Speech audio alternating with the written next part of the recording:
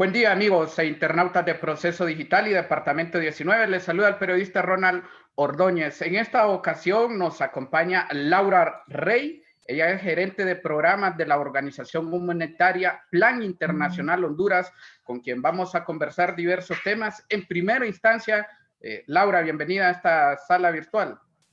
Mucho gusto, Ronald. Mucho gusto a todos los que nos están sintonizando en este momento. Laura, entramos en materia para ganarle tiempo al tiempo. Ustedes acaban de hacer un pronunciamiento sobre la niñez migrante. No es un tema desconocido para la sociedad hondureña. Salió una gran caravana que se originó en la ciudad de San Pedro Sula con participantes de todos los departamentos hondureños que buscaban llegar a Estados Unidos, entre ellos mujeres, niños, que son los grupos más vulnerables, y ustedes se han pronunciado al respecto. Así es, Ronald. Nosotros como Plan Internacional Honduras, como una organización humanitaria y también una organización que vela por los derechos de la niñez y la igualdad de las niñas, estamos realmente preocupados y haciendo un llamado a las autoridades nacionales e internacionales para que puedan tener todas las acciones encaminadas a proteger a las niñas y los niños que están en estos procesos migratorios. Como usted bien lo ha dicho, no es algo nuevo, ya se ha generado también esta nueva modalidad de caravanas migrantes donde la gente busca salir del país por diferentes causas, ¿verdad? Sabemos que no solamente es una situación de pobreza y de violencia, sino que también se ha visto agravada por lo que tenemos ahora mismo con la pandemia, donde miles de hondureños han perdido sus empleos, los niños y niñas no tienen todos acceso a la educación, por lo tanto también se ve limitado para los adolescentes y jóvenes tener esta oportunidad de seguir educándose o por lo menos tener una fuente de empleo dentro de sus países. Y se ven obligados también a migrar en estos nuevos contextos o flujos migratorios masivos, donde se cree que también se protegen entre ellos mismos, no tienen que pagar altas tasas para los traficantes de personas. Entonces estamos en esos procesos de poder monitorear y poder responder y exigir a las autoridades también una respuesta. Laura, hablemos un poco de las cifras porque aquí ha habido disparidad entre los organismos humanitarios, entre las propias autoridades. Una perspectiva que nosotros tenemos o una lectura que podemos hacer es en base a los números de deportados que llegan después de estos movimientos migratorios, pero en promedio se habla que conformaron esta caravana entre 7,000 a 9,000 personas. ¿Avalan ustedes estas cifras? Así es. Bueno, esto no ha podido confirmarse de manera oficial, pero también por los medios de comunicación que han informado y que han mantenido al tanto esta caravana, nosotros sí vemos que estaba compuesta alrededor de 9,000 personas. Dentro de ellas, casi 4,000 ya han sido retornadas a Honduras, la mayoría desde Guatemala, donde se vio también un fuerte despliegue de las fuerzas de seguridad de Guatemala que impidieron el paso y que la caravana continuara hasta México y en la ruta migratoria con los fines de llegar a Estados Unidos.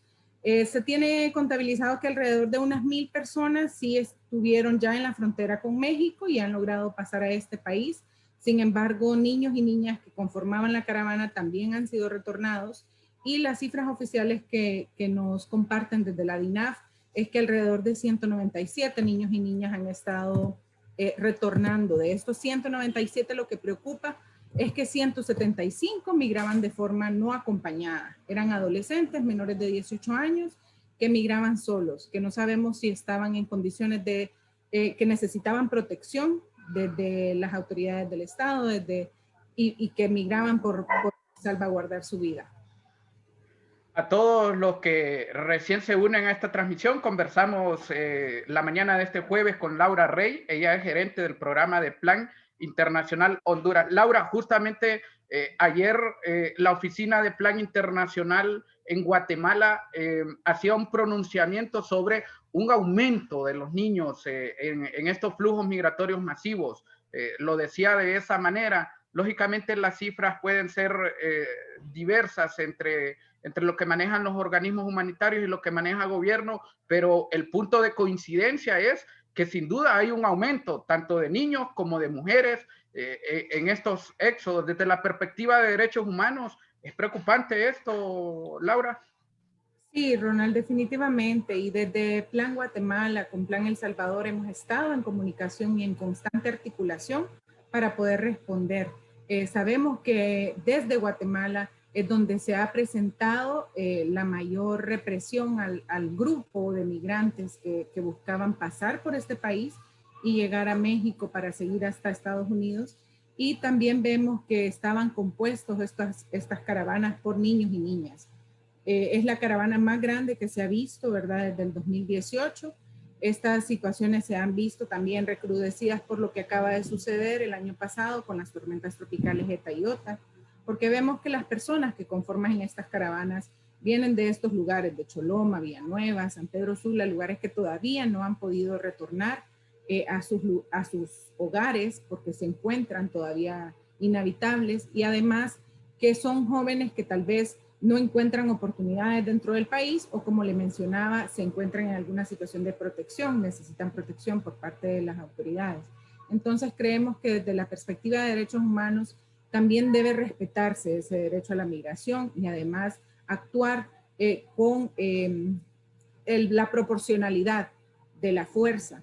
Las autoridades, se vio en Guatemala una fuerte represión donde los migrantes estaban tratando de pasar por este país.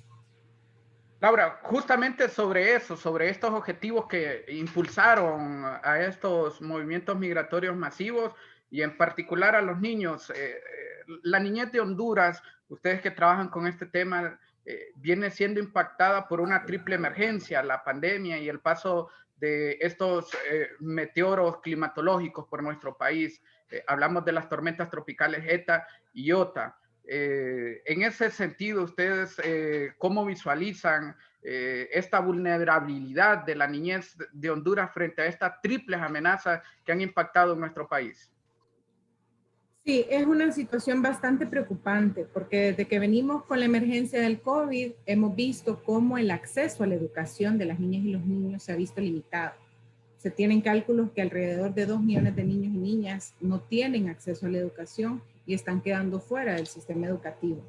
Entonces, estas situaciones que no tengan ni oportunidades de empleo, ni oportunidades de educación, también motiva y también obliga a las poblaciones a buscar otras oportunidades en otros países.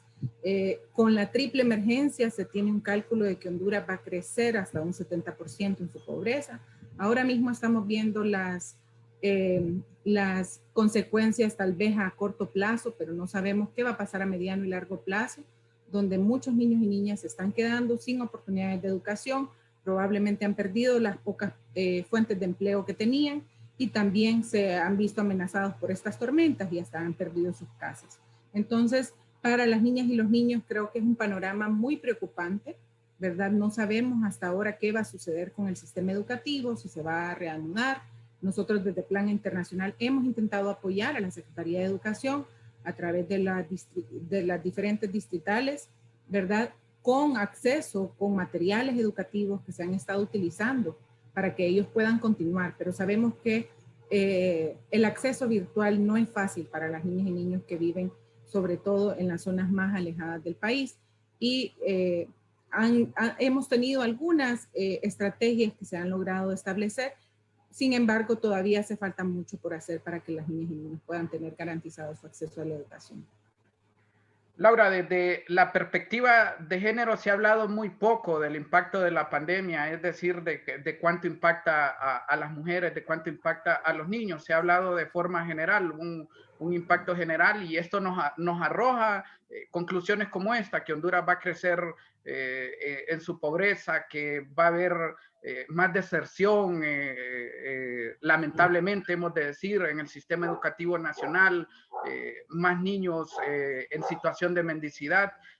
Pero ustedes que trabajan con este tema a diario, ¿qué es lo que visualizan como impacto directo a la niñez sobre la pandemia a un corto plazo? Sé que es difícil visualizar a un largo plazo, pero sin duda son escenarios difíciles para la niñez hondureña. Sí, y hablando de temas de género, Ronald, es importante que también hagamos un llamado de atención, porque durante esta pandemia y cuando hemos estado en procesos de confinamiento es donde más han existido denuncias de violencia intrafamiliar y violencia doméstica. Sabemos que para las niñas en particular es difícil la situación de confinamiento, porque son las encargadas de los quehaceres domésticos, son las encargadas incluso del cuidado de las personas que se enferman dentro de sus hogares. Usted lo puede ver que probablemente sean las primeras que abandonen la educación y que los padres prioricen tal vez a los niños, y es que pueden hacerlo, porque también vemos que muchos padres han quedado con recursos limitados donde no están priorizando la educación. Entonces, si tenemos una niñez en estos momentos que está quedando fuera del sistema educativo, un panorama muy difícil se puede presentar a mediano y largo plazo. A todos los que siguen esta transmisión, dialogamos con Laura Rey. Ella es gerente de programas de Plan Internacional Honduras, con quien ya hemos conversado sobre la migración y sobre el impacto de la pandemia en la niñez hondureña. Justamente en esto profundizamos y ya para finalizar, ¿manejan cifras ustedes respecto a la niñez en todo este tema de la pandemia, Laura?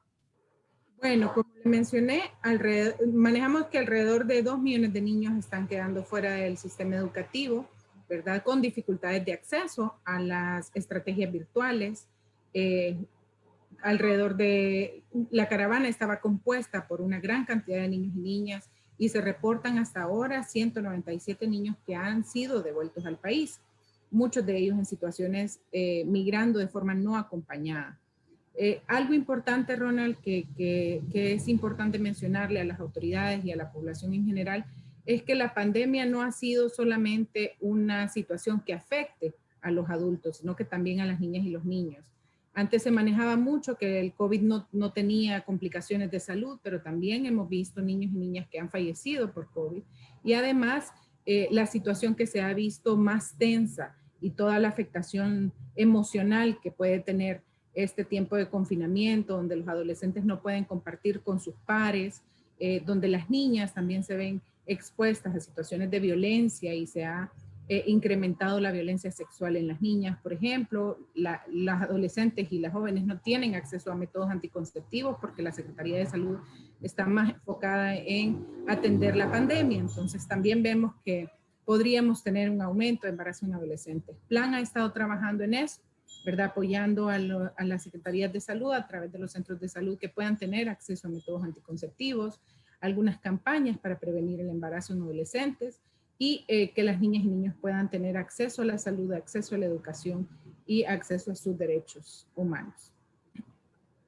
Gracias. Hemos conversado la mañana de este día con Laura Rey, ella es gerente de programas de Plan Internacional Honduras. A todos ustedes, gracias por el favor de su atención. Recuerden esta entrevista totalmente disponible en nuestras plataformas www.proceso.hn y por supuesto le invitamos a que se mantenga informado de todo el acontecer internacional y migratorio a través del www.departamento19.hn. A todos, feliz tarde. Gracias. Feliz tarde.